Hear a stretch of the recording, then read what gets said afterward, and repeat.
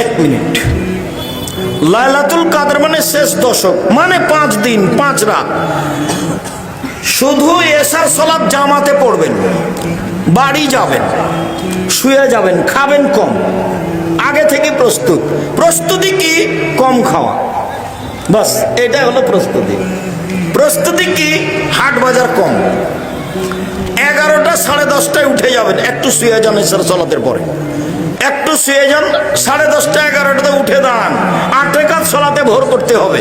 চাঁপায় নবাবগঞ্জে দেবীনগরে ওরা কোরআন তেলাওয়াত করে রাত জাগে, জায়েজ নয়।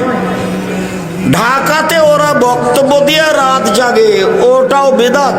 তো কিভাবে রাত জাগতে হবে? এই যে কিভাবে দেখান তো দেখি। আল্লাহু আকবার। 8 রাকাত সালাত আদায় করব। আমি তো হাফেজ নই, কি পড়বো? সূরা ফাতিহা, তারপরে কি? সূরা ইখলাস, কুল আল্লাহু পড়তে থাকবো, পড়তে থাকবো, পড়তে থাকবো, পড়তে থাকবো, আর দাঁড়িয়ে থাকতে পারি না। তখন রুকুতে যাবো, কি বলবো? সুবহানাল্লাহ আজিম।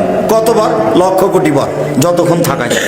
উঠে আসি, সামি আল্লাহু লিমান হামিদাহ, আবার সিজদায় যাই, কি বলবো? সুবহান রাব্বিল আলা। কতবার? যতবার চলে। উঠে আসি, দোয়া পড়ি, আবার যাই, কতবার? যতবার চলে। এই হলো 1 রাকাত। এভাবে আরেক রাকাত, এ হলো 2 রাকাত, এভাবে আর 2 রাকাত, এ হলো 4 রাকাত। এইবার আসলো তাসবিহ তাহলিল, ক্ষমা চাওয়া, কান্নাকাটি। আজকে ক্ষমা নিতে হবে রাতে, আগে ক্ষমা করো, তারপরে কোনো কথা। 2 চোখের পানি ঝরঝর করে ঝরবে। দরজা থেকে ভিতর থেকে শিকলি লাগিয়ে দিতে হবে, বাইরে থেকে যেন কেউ না আসতে পারে।